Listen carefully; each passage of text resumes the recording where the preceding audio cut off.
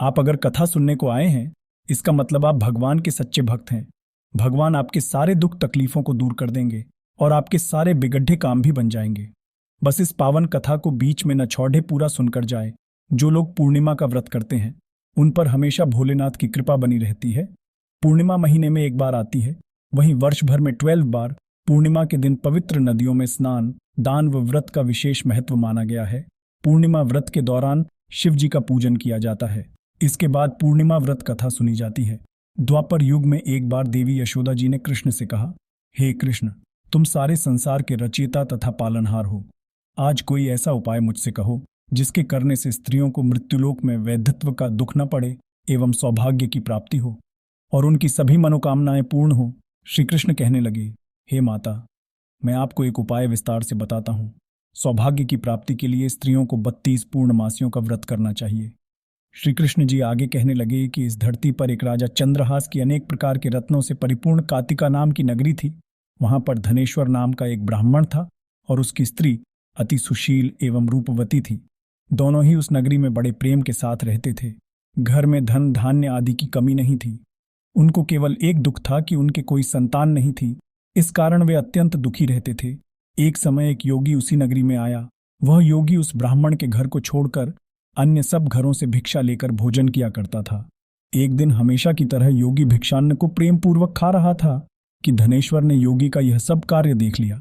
धनेश्वर योगी से बोला, महात्मन, आप सब घरों से भिक्षा लेते हैं परंतु मेरे घर की भिक्षा कभी भी नहीं लेते। इसका कारण क्या है? योगी ने कहा कि निसंतान के घर की भीख पतितों के अन्न के तुल्य होती है और जो पतितों का अन्न खाता है वह भी पतित हो जाता है। चूंकि तुम निसंतान हो, अतः पतित हो जाने के भय से मैं तुम्हारे घर की भिक्षा नहीं लेता हूं। धनेश्वर ये बात सुनकर अपने मन में बहुत दुखी हुआ और हाथ जोड़कर योगी के पैरों पर गिर पड़ा तथा कहने लगा, हे महाराज, यदि ऐसा है तो आप मुझको पुत्र प्राप्ति का उपाय बताइए। आप सर्वज्ञ हैं, मुझ पर अवश्य ही कृपा कीजिए। मैं पुत्र न होने के कारण अत्यंत दुखी हूं। आप मेरे इस दुख का हरण करें। आप सामर्थ्यवान हैं। ये सुनकर योगी कहने लगे, हे ब्राह्मण, तुम चंडी की आराधना करो। घर आकर उसने अपनी स्त्री से सब वृत्तांत कहा और स्वयं तप के निमित्त वन में चला गया। वन में जाकर उसने चंडी की उपासना की और उपवास किया।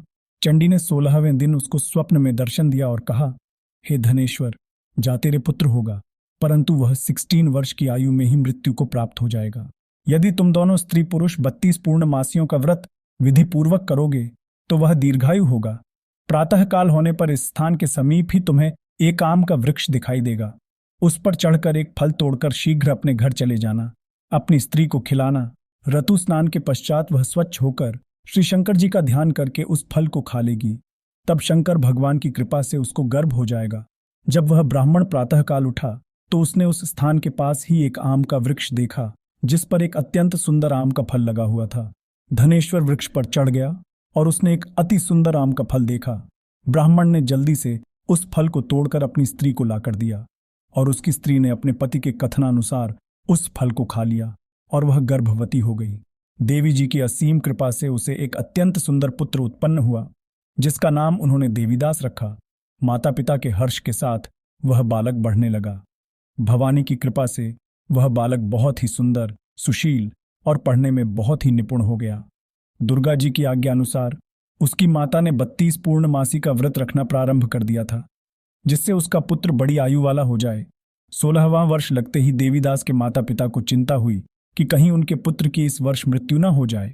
इसीलिए उन्होंने अपने मन में विचार किया कि यदि यह दुर्घटना उनके सामने हो गई तो वे कैसे सहन कर सकेंगे। इसलिए उन्होंने देवीदास के मामा को बुलाया और कहा कि हमारी इच्छा है कि देवीदास 1 वर्ष तक काशी में जाकर विद्या अध्ययन करे, इसलिए साथ में तुम चले जाओ और 1 वर्ष के पश्चात इसको वापस लौटा लाना। सब प्रबंध करके उसके माता पिता ने काशी जाने के लिए देवीदास को एक घोड़े पर बैठाकर उसके मामा को उसके साथ भेज दिया। धनेश्वर ने पत्नीक अपने पुत्र की मंगल कामना तथा दीर्घायु के लिए भगवती दुर्गा की आराधना और पूर्णमासियों का व्रत करना आरंभ कर दिया। इस प्रकार बराबर 32 पूर्णमासी का व्रत पूरा किया। कुछ समय पश्चात मामा और भांजा मार्ग में रात्रि बिताने के लिए किसी ग्राम में ठहरे हुए थे। उस दिन उस गांव में एक ब्राह्मण की अत्यंत सुंदर, सुशील और गुणवती कन्या का विवाह होने वाला था। जिस धर्मशाला के अंदर वर और उसकी बारात ठहरी हुई थी उसी धर्मशाला में देवीदास और उसके मामा भी ठहरे हुए थे। संयोगवश कन्या को तेल आदि चढ़ाकर मंडप आदि का कृत्य किया गया तो लग्न के समय वर को धनुर्वात हो गया। अस्तु वर के पिता ने अपने कुटुंबियों से परामर्श करके निश्चय किया कि यह देवीदास मेरे पुत्र जैसा ही सुंदर है, मैं इसके साथ ही लग्न करा दूं और बाद में विवाह के अन्य कार्य मेरे लड़के के साथ हो जाएंगे। ऐसा सोचकर देवीदास के मामा से जाकर बोला कि तुम थोड़ी देर के लिए अपने भांजे को हमें दे दो, जिससे विवाह के लग्न का सब कृत्य सुचारू रूप से हो सके। तब उसका मामा कहने लगा कि जो कुछ भी मधुपर्क आदि कन्यादान के समय वर को मिले वह सब हमें दे दिया जाए तो मेरा भांजा इस बारात का दूल्हा बन जाएगा। ये बात वर के पिता ने स्वीकार कर लेने पर उसने अपना भांजा वर बनने को भेज दिया और उसके साथ सब विवाह कार्य रात्रि में विधि पूर्वक संपन्न हो गया। पत्नी के साथ वह भोजन न कर सका और अपने मन में सोचने लगा कि न जाने यह कैसी स्त्री होगी। वह एकांत में इसी सोच में पीढ़ी डीच गया तथा उसकी आंखों में आंसू भी आ गए। तब वधू ने पूछा कि क्या बात है, आप इतने दुखी क्यों हो रहे हैं। तब उसने सब बातें जो वर के पिता उसके मामा में हुई थीं उसको बतला दी। तब कन्या कहने लगी कि यह ब्रह्म विवाह के विपरीत हो कैसे सकता है। देव, ब्राह्मण और अग्नि के सामने मैंने आपको ही अपना पति बनाया है, इसलिए आप ही मेरे पति हैं। मैं आपकी ही पत्नी रहूंगी, किसी अन्य की कदापि नहीं। तब देवीदास ने कहा, ऐसा मत करिए क्योंकि मेरी आयु बहुत थोड़ी है। मेरे पश्चात आपकी क्या गति होगी, इन बातों को अच्छी तरह विचार लो। परंतु वह दृढ़ विचार वाली थी। बोली कि जो आपकी गति होगी वही मेरी गति होगी। हे स्वामी, आप उठिए और भोजन करिए, आप निश्चय ही भूखे होंगे।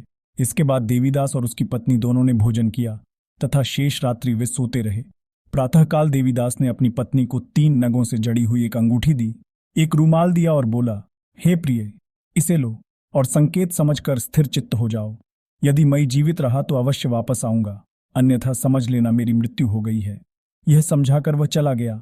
प्रातःकाल होते ही वहां पर गाजे बाजे बजने लगे और जिस समय विवाह के कार्य समाप्त करने के लिए वर तथा सब बाराती मंडप में आए तो कन्या ने वर को भली प्रकार से देखकर अपने पिता से कहा कि यह मेरा पति नहीं है, मेरा पति वही है जिसके साथ रात्रि में मेरा पाणी ग्रहण हुआ था। इसके साथ मेरा विवाह नहीं हुआ है। यदि यह वही है तो बताए कि मैंने इसको क्या दिया। मधुपर्क और कन्यादान के समय जो मैंने भूषणादि दिए थे उन्हें दिखाए तथा रात में मैंने क्या गुप्त बातें कही थीं वह सब सुनाए। पिता ने उसके कथनानुसार वर को बुलवाया। कन्या की यह सब बातें सुनकर वह कहने लगा कि मैं कुछ नहीं जानता। इसके पश्चात लज्जित होकर वह चला गया और सारी बारात भी अपमानित होकर वहां से लौट गई। इस प्रकार देवीदास काशी चला गया। जब कुछ समय बीत गया तो काल से प्रेरित होकर एक सर्प रात्रि के समय उसको डसने के लिए वहां पर आया, परंतु व्रत के प्रभाव से उसको काट न पाया, क्योंकि पहले ही उसकी माता ने 32 पूर्णिमा का व्रत कर रखा था। इसके बाद मध्याह्न के समय स्वयं काल वहां पर आया और उसके शरीर से उसके प्राणों को निकालने का प्रयत्न करने लगा, जिससे वह मूर्छित होकर पृथ्वी पर गिर पड़ा। भगवान की कृपा से उसी समय पार्वती जी के साथ श्री शंकर जी वहां पर आ गए। उसको मूर्छित दशा में देखकर पार्वती जी ने भगवान शंकर से प्रार्थना की कि हे महाराज, इस बालक की माता ने पहले 32 पूर्णिमा का व्रत किया था, जिसके प्रभाव से इसका मृत्यु दोष कट गया। भवानी के कहने पर भक्त वत्सल भगवान शिव जी ने उसको प्राण दान दे दिया। इस व्रत के प्रभाव से काल को भी पीछे हटना पड़ा और देवीदास स्वस्थ होकर बैठ गया।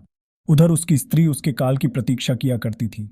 जब उसने देखा कि उस पुष्प वाटिका में पत्र पुष्प कुछ भी नहीं रहे तो उसको अत्यंत आश्चर्य हुआ। जब वह वैसे ही हरी भरी हो गई तो वह जान गई कि वह जीवित हो गए हैं। यह देखकर वह बहुत प्रसन्न मन से अपने पिता के कहने लगी कि पिताजी, मेरे पति जीवित हैं, आप उनको ढूंढिए। जब 16वां वर्ष व्यतीत हो गया तो देवीदास भी अपने मामा के साथ काशी से चल दिया।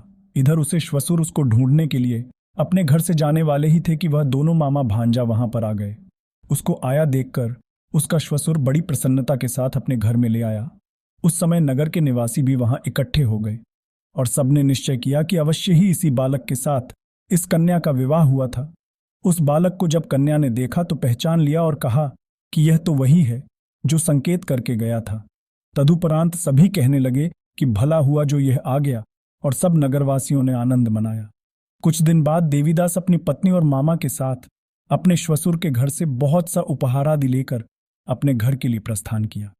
जब वह अपने गांव के निकट आ गया तो कई लोगों ने उसको देखकर उसके माता पिता को पहले ही जाकर खबर दे दी कि तुम्हारा पुत्र देवीदास अपनी पत्नी और मामा के सहित आ रहा है। ऐसा समाचार सुनकर पहले तो उन्हें विश्वास ही नहीं हुआ, किंतु जब और लोगों ने भी आकर उनकी बात का समर्थन किया तो उनको बड़ा आश्चर्य हुआ। लेकिन थोड़ी देर में देवीदास ने आकर अपने माता पिता के चरणों में अपना सिर रखकर प्रणाम किया और उसकी पत्नी ने अपने सास ससुर के चरणों को स्पर्श किया। तो माता पिता ने अपने पुत्र और पुत्रवधू को अपने हृदय से लगा लिया और दोनों की आंखों में प्रेमाश्रु बह चले। अपने पुत्र और पुत्रवधू के आने की खुशी में धनेश्वर ने बड़ा भारी उत्सव किया और ब्राह्मणों को भी बहुत सी दान दक्षिणा देकर प्रसन्न किया। श्री कृष्ण जी कहने लगे कि इस प्रकार धनेश्वर 32 पूर्णिमाओं के व्रत के प्रभाव से पुत्रवान हो गया। जो भी स्त्रियां इस व्रत को करती हैं वे जन्म जन्मांतर में वैधव्य का दुख नहीं भोगती और सदैव सौभाग्यवती रहती हैं। यह मेरा वचन है, इसमें कोई संदेह नहीं मानना। यह व्रत पुत्र पौत्रों को देने वाला तथा संपूर्ण मनोकामनाओं को पूर्ण करने वाला है। 32 पूर्णिमाओं के व्रत करने से व्रती की सब इच्छाएं भगवान शिव जी की कृपा से पूर्ण हो जाती हैं। अगर आपको मेरी वीडियो अच्छी लगी हो तो ऐसे ही और वीडियो देखने के लिए इस चैनल को लाइक और सब्सक्राइब करें।